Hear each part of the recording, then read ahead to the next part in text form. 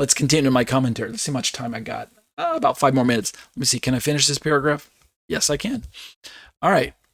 So I go on to say, in my commentary, what we did is we presented a sample sermon from Pastor John Piper and saw how, in my personal estimation, his interpretation of Matthew 9:14 through 17 supported an application that does not allow Judaism as, quote, old wine to coexist with the, quote, new wine of Yeshua's teachings.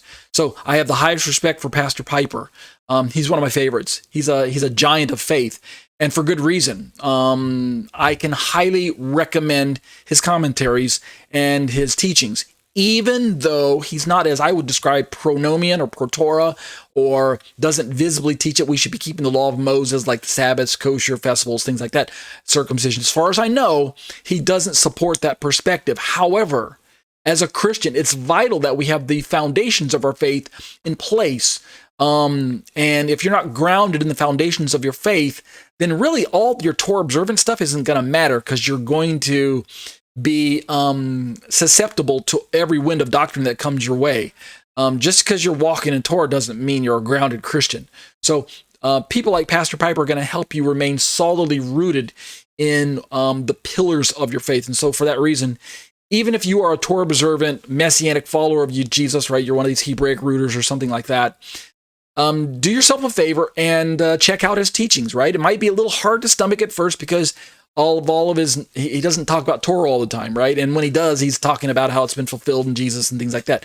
Just overlook those blind spots, okay? And do yourself a favor and add him to your arsenal. All right, so I go on to say, I don't believe, however, in my commentary, that replacement theology was Pastor Piper's main purpose for presenting the teaching. And I'm talking about the one that I actually quoted, right, that I lifted and pulled into my commentary. I don't think he was actually singling out replacement theology when he talked about what he talked about. Nevertheless, I go on to say, we saw that even though Pastor Piper postulated such a pejorative view of Judaism, he indeed does deserve, got a typo there, he deserves our respect and admiration as a strong, mature shepherd of God. And I say that in all honesty. I'm not trying to kind of pull a funny on you. Pastor Piper is just an absolute invaluable resource when it comes to growing in the essentials of God. And we're not talking about baby stuff either. We're talking about solid meat, right? So you're not gonna be fed milk. You're gonna get some real genuine meat if you partake from his teaching. So go check it out. Pastor John Piper, Piper. I go on to say, his thoughts, we concluded, are merely the product, no doubt, of centuries of poor Christian interpretation and application on the role and the function of Torah and Israel in relation to Gentiles and Christianity. So he's just a result of a narrative that's been handed down for year after year, decade after decade, century after century. So I'm not faulting him entirely. I'm just saying he's standing on the same information that's been handed to him. So he wasn't around when the information first started circulating, 2,000 years ago. Neither was I. And so, it's no wonder why some of the theology that he inherited is part of his narrative. So I conclude in this little section, we'll call it quits for this part tonight. I say, in other words, Pastor Piper is probably just repeating what he was taught in seminary, right?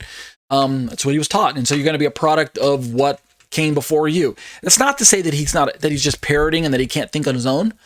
That's quite the contrary. He does have his own thoughts, but the overarching foundational mindset that he's going to approach the text from is going to obviously be influenced by what he learned in seminary. That's not to say that he couldn't change on his own. He could.